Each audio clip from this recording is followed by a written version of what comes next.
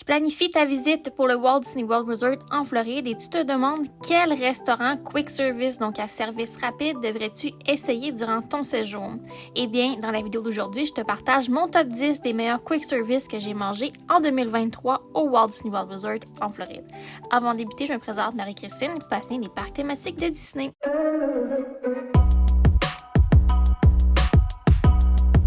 Alors, on débute en 10e position et j'ai placé le Columbia Harbor House qui était beaucoup plus élevé dans mon top 10 auparavant. La raison pourquoi je l'ai placé un peu plus bas, c'est que les portions sont rendues un petit peu différentes. Je trouve que le prix est quand même intéressant pour ce qu'on peut manger, mais l'offre alimentaire en dehors de le Lobster Roll classique, je trouve qu'il n'y a pas beaucoup de choix variés à part des aliments avec de la panure.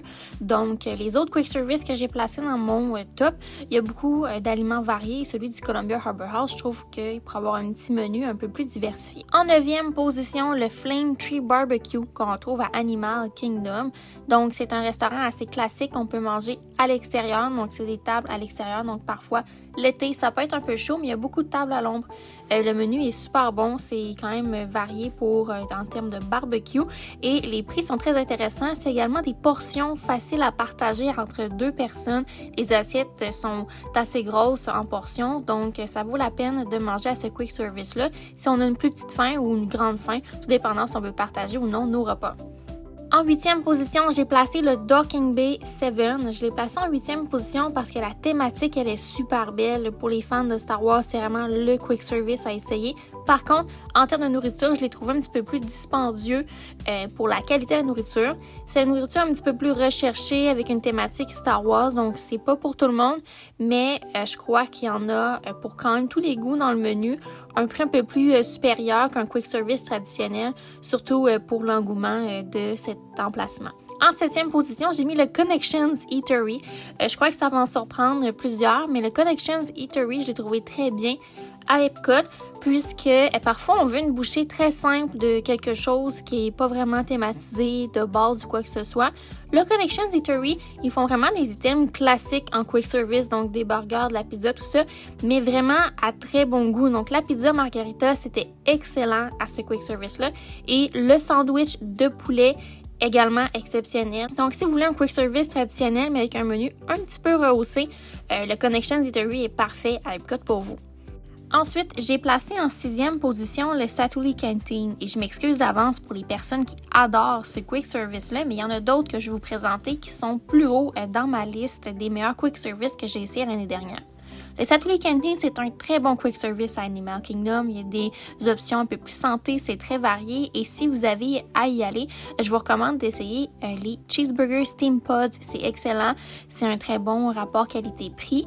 Et la thématique du restaurant, elle est très belle. Par contre, je vais vous aviser que ce quick service-là, il est très populaire et parfois, on n'a pas accès à y entrer si on n'a pas fait une commande mobile à certains moments de l'année et qui sont plus populaires, plus bondés. Donc, si vous visitez la Animal Kingdom, et il y a beaucoup de personnes dans le parc, vous croyez que c'est une période très bondée de l'année, je vous conseille de faire votre commande mobile pour pouvoir accéder au restaurant beaucoup plus rapidement que l'attente régulière. Donc, c'est un petit truc pour vous ici. En 5e position, j'ai mis le Sleepy Hollow. Pourquoi je l'ai mis en 5e position? Eh bien, c'est pour le Corn Dog, qui est vraiment très bon. Je le trouve meilleur que les nuggets du Casey's Corner qui sont très populaires. Et le sandwich gaufre de poulet est vraiment exceptionnel. Un quick service qu'on ne pense pas vraiment au Magic Kingdom, mais qui en vaut vraiment la peine si vous voulez quelque chose un petit peu spécial et manger tout près du château. En 4e position, on se rend du côté de Disney Springs et le quick service qui m'a vraiment épaté cette année en 2023 que j'ai essayé, c'est le Chicken Guy. C'était vraiment bon et si on va là, il faut absolument essayer les filets de poulet. Mais également, j'ai beaucoup aimé les Loaded Fries, c'était excellent. Et j'ai également testé un sandwich de poulet. Pour ce qui est du mac and cheese, je vous le déconseille. C'est pas un mac and cheese qui en vaut le détour, mais le reste du menu est vraiment exceptionnel. En 3e position, j'ai mis le Woody's Lunchbox. C'est un quick service que j'aime bien en formule petit déjeuner et pour le lunch, souper. Le menu est très simple, mais les items sont excellents. Donc, pour ce qui est du sandwich de brisket, c'est très bon. Le grilled cheese aussi. J'aime beaucoup les tachos, donc c'est un bol de tater tots avec différents toppings sur le dessus. Et pour le matin, c'est également très bon. Là, on a également le grilled cheese qu'on retrouve le matin. Et on a le tachos déjeuner qui est très bon, mais j'ai testé d'autres bols à déjeuner que j'ai préféré que celui du Woody's Lunchbox. Et ça, mais ça va être dans mon classement des petits déjeuners que j'ai vraiment aimé en 2023 à Disney World. Et en deuxième position, le Captain Cook's au Polynésien, un quick service coup de cœur cette année. Je pensais pas pouvoir y aller avec mes allergies aux noix et aux arachides et c'est très sécuritaire. Le menu est très bien adapté, la cuisine également.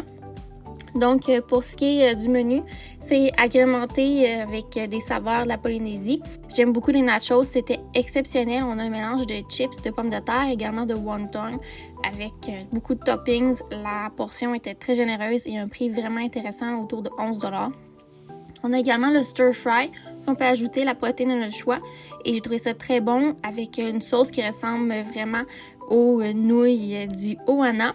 Et pour ce qui est des coconut meatballs, c'est un choix vraiment intéressant. C'est pas mon favori, mais ça vaut quand même la peine de l'essayer. Pour le petit déjeuner, le Captain Cook's également, c'est une très bonne option. On peut essayer le Tonga Toast pour un prix inférieur à celui du restaurant Table Service Kona Café. Et on a différents items pour le petit déjeuner, mais mon coup de cœur, c'est vraiment au lunch et au souper pour le Captain Cook's. Et en première position, ça n'a vraiment pas changé de mon premier top 10 que j'avais fait il y a quelques temps, le Primo Piatto au Riviera. Pourquoi est-ce que je l'aime? C'est pour l'accessibilité de ce quick service-là. Si vous logez dans un hôtel avec Skyliner ou vous êtes à un parc qui a accès au Skyliner, c'est très simple de sortir du parc ou de votre hôtel, d'aller au Primo Piatto en utilisant le Skyliner vers le Riviera, y manger très facilement et c'est très bon prix. Le menu est très diversifié. Je pense que dans la dernière année, j'ai peut-être essayé presque tous les items du menu, que ce soit le petit déjeuner ou le dîner souper, c'est toujours excellent. Le petit déjeuner, j'ai adoré le déjeuner classique et également les pancakes. Et pour le dîner souper, j'adore le croque-monsieur, la soupe aux tomates, le sandwich de poulet aussi très bon. Donc, un quick service qui vaut vraiment le détour et que je vous recommande fortement si vous avez à choisir un restaurant qui n'est pas dans un parc en quick service pour agrémenter votre journée. Donc, c'est tout pour mon top 10 de mes quick service favoris dans la dernière année. J'espère que ça vous aide dans la planification de votre voyage. Si c'est le cas, mais je vous invite à laisser une mention j'aime et également à commenter si vous avez d'autres quick service en tête que j'aurais peut-être dû ajouter à ma liste. Et je vous invite également à vous abonner pour ne rien manquer. On se dit pour une prochaine fois. Bye!